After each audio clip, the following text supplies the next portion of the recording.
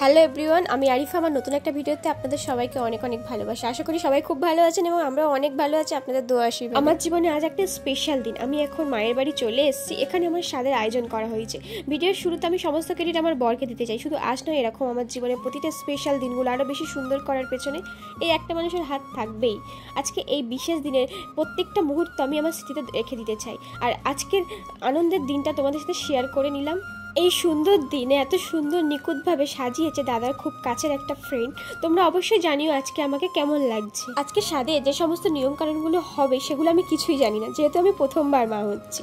সেগুলো বাড়ির বড়রা জানেন, তো আপনাদের সাথে সেটাও শেয়ার করব। সাথে থাকুন আর দেখতে থাকুন। আজকে সারাদিনের সমস্ত কিছু ধরে রাখার চেষ্টা করলাম, কারণ আমার কাছে আজকে এই অনুষ্ঠানের প্রত্যেকটা মুহূর্ত ভীষণই স্মৃতিময়। হয়তো ভিডিওটা একটু বড় হতে পারে। প্রচুর শাড়ি আমি গিফট পেয়েছি, বাট সেগুলো আমি শেয়ার করতে পারলাম না। তো আপনারা যদি কমেন্ট করেন তাহলে আমি অন্য আরেকটা ভিডিওতে আমার গিফটগুলো শেয়ার করব। এই প্রেগনেন্সি জার্নিটা অনেকের কাছে কঠিন মনে হয়, ঠিক তেমনই আমার কাছেও সহজ লাগছে না। কিন্তু আমার বর সেই কষ্টগুলোকে যেন মুছে দিয়েছে। কখনো খেতে না পারলে রেগে না গিয়ে বরং জিজ্ঞেস করেছে আমার অন্য কোনো খাবার খেতে ইচ্ছে করছে কিনা, বাইরের কোনো খাবার খেতে ইচ্ছে করছে কিনা। কখনো মন খারাপ থাকলে নিজের দায়িত্বে বাইরে ঘুরতে নিয়ে গেছে। ভিডিওর শুরুতে বলেছিলাম আমি আমার মায়ের বাড়িতে আছি, এখন আমি একা। বর তো স্বাদের পরের দিনই চলে গেছে, বাড়িতে কিছু কাজ আছে বলে। তো বাট হাজার ব্যস্ততার মাঝেও আমাকে ফোন করে ঠিকই খোঁজ নেয়। সবাই সবার মতো আসছে, আমাকে মানে দোয়া আশীর্বাদ দিচ্ছেন। আর এই যে চুড়ি পরলাম 7 রকম, এটাও একটা নিয়ম নাকি। মামা বসলো আর বেলুন ফেটে গেল।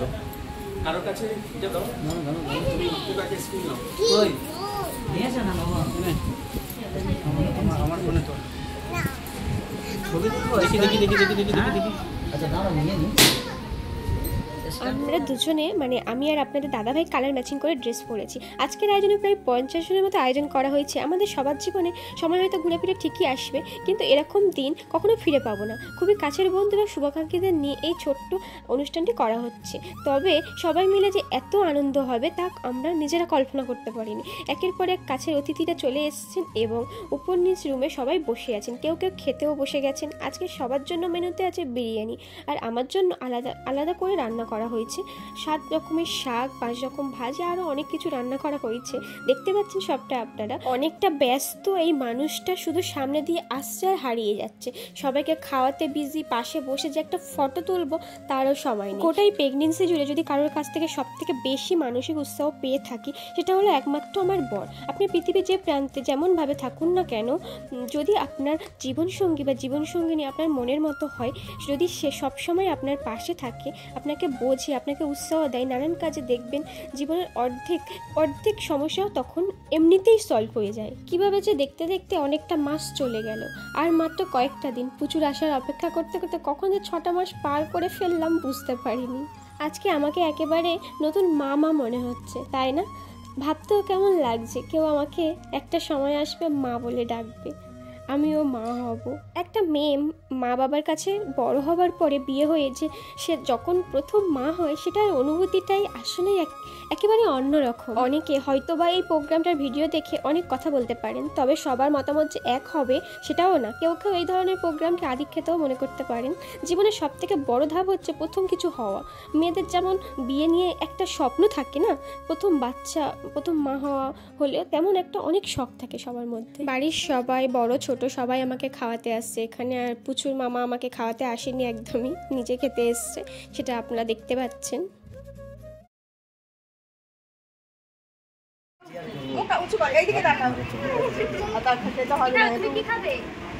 ফল দাও, ফল একটা তরমুজ দাও।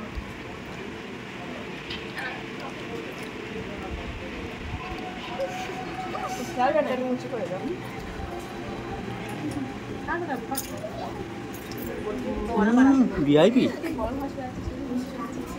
এখানে আমি অনেক এনজয় করেছি সারাদিন, আর আপনারা দেখে বুঝতে পারছেন আমি কতটা এনজয় করছি আর কতটা হ্যাপি আছি। বাট একটু কষ্ট হচ্ছে, কারণ একইভাবে অনেকটা সময় ধরে বসে আছি। আর আপনারা যারা মা হয়েছেন তারা জানবেন নিশ্চয়ই এভাবে বসে থাকা অনেকটা কষ্ট লাগে শরীরের মধ্যে। ফাইনালি আসলো তাহলে মানুষটা, মানে আপনাদের দাদা ভাই অনেকটা সময় পরে আসলো।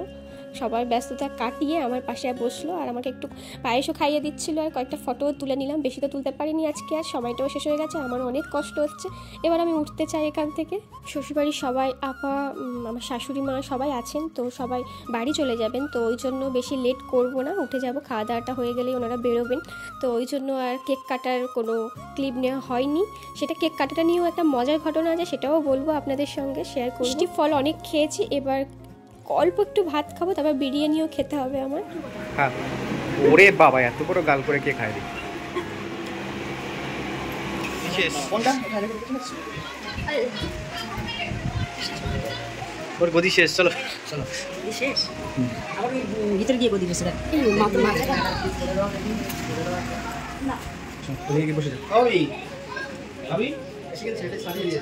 লেগ পিসগুলো সাজিয়ে দিয়েছে না? এই যে আমাদের মিজানুদ্দা। আমি খাইনি, খাবো। আমি আর আমার বড় শালা একসাথে খাবো। আর আমি বাদ, তুই তো খেয়ে নিয়েছিস। আমি খাইনি, বেকার মিথ্যে কথা বলো। মাস্ক পরে এবার আমাকে নাও। মাস্কটা খোলো, মাস্কটা খোলো। সরি গাইস, অ্যাকচুয়ালি তুমি কিন্তু সেলিব্রিটি, তোমার কাছে এ ভাই আমার ফোনটা এই সময়টা চার্জ চলে গেছে। এই ওকে ভাই, আর বলো। ফ্রেমটা লাগে। হাই ধর, হাই ধর কি আছে? ও সামনে থাকবে, লেন্স আঙুল দিবি না, লেন্স আঙুল খুলে আছে। এই দেখো, এই যে ও সামনে থাকবে, ও পিছনে থাকবে, ও সামনে থাকবে, আর পেটে যেরকম করে ভাত দেবে, আর ওই কেকটা সামনে নেবে, ওর সময় একটা নেবে। ওটা ভাতটা খেয়ে নি। ওটা আমি বলে দিচ্ছি এই জিনিসটা করবে। ওটা তখন তোমার ডাকবো, আমি ডাক করাবো। আচ্ছা, হ্যাঁ, আর এটা সেম বলতে হবে, কিন্তু সেম বলতে না ভালো না। এটাকে বলে বেবি শাওয়ার। ওখানে আছে কিন্তু সেম ডাকছে। ঠিক আছে, এগিয়ে যায়। ফ্রেমটা ডাকছে। ঠিক আছে, এটা ঢুকছে। পারলে প্রয়োজনে জুম কর। ঠিক আছে, তুই ধর, তুই ধর। কেন ধরো না, তুই ধর। ওটা পরে স্ট্যাম্পটা দিয়ে বসিয়ে দিলে হয়তো। মামা আমি একসাথে ফটো নিই। ফটো নিয়ে নি, একটা ফটো নে।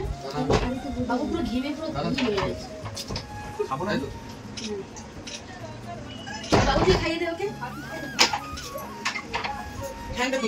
একটু নিচে হয়ে যাও, একটু নিচে হও। এই বিরিয়ানি দে ওকে, ওকে দে, ওকে নে। কালাম বেরিয়ে এসে গেছে। শাকিল দেখি মুখটা একটু দেখিয়ে দাও বাবু, একদম পারফেক্ট। চিনি কে? ওই সামনে বাড়িতে গেছিল, আমি যেদিন নতুন চাই কেউ ভালো। হ্যাঁ, আপনারা খাটে বসে ট্রেনে খাচ্ছিলেন। ওটাই খাওয়ালাম মানুষ।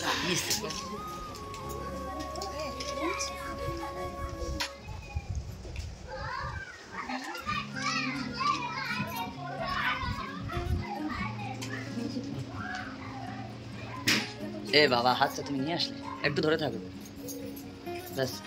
আরে বাবা, তোমাকে যে মেয়েটা হাত সামনে চালিয়ে আসলো না, ডাক্তার কাটতে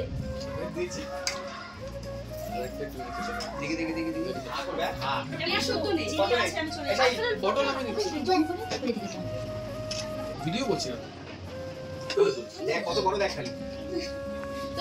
কেক কাটাকে নিয়ে একটা মজার ঘটনা আছে, সেটাও বলতে চাই আপনাদের সাথে, সরিও বলতে চাই, কারণ কেক কাটার সময় কোনো ভিডিও করা হয়নি।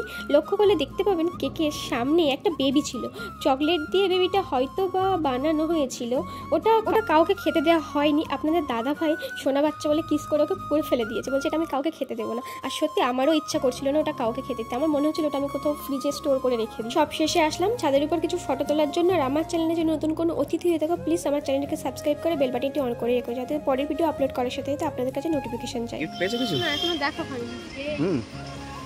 সেই শাড়ি পেয়েছে মনে হচ্ছে, দারুণ দারুণ। হ্যাঁ, কেমন লেগেছে? দিয়ে দিয়েছে, সবার দেখাও হয়ে গেছে আমাদের, খালি তোমার দেখা হয়নি। সকাল থেকে আজকে অনেক কষ্ট হয়েছে আর আপনাদের সাথে অনেক বকবক করেছে। ভিডিওটা আবার শেষের দিকে, আর নিচেও নামবো, অনেকটা বেলা হয়ে গেছে। আর শ্বশুরবাড়ির সবাই আছেন এখনও, তো ওনারা বাড়ি চলে যাবেন, তো ওনার সাথে শেষবারের মতো একবার দেখা করে নিই, মনটাও খারাপ লাগছে একটু।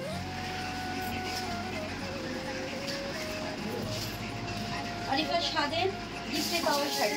তাই তারপরে এত ভদ্রভাবে বলা দরকার ছিল। আবার দেখা তোরটা ভালো হয়েছে, খুব সুন্দর হয়েছে। যখন করবো দেখুন কাছে কাছে খাবেন তো? হ্যাঁ, এটাই ভালো, ওটা দি। সবাই দোয়া আশীর্বাদ করবেন মা হওয়ার এই বাকি পথটুকুনি যেন আমি খুব সুন্দরভাবে অতিক্রম করতে পারি। বেশ চলুন আজকের এই ছোট্ট ভিডিওটি এখানেই শেষ করছি। দেখা হচ্ছে পরবর্তী কোনো নতুন ভিডিওতে। সবাই ভালো থাকবেন, সুস্থ থাকবেন। Bye, tata.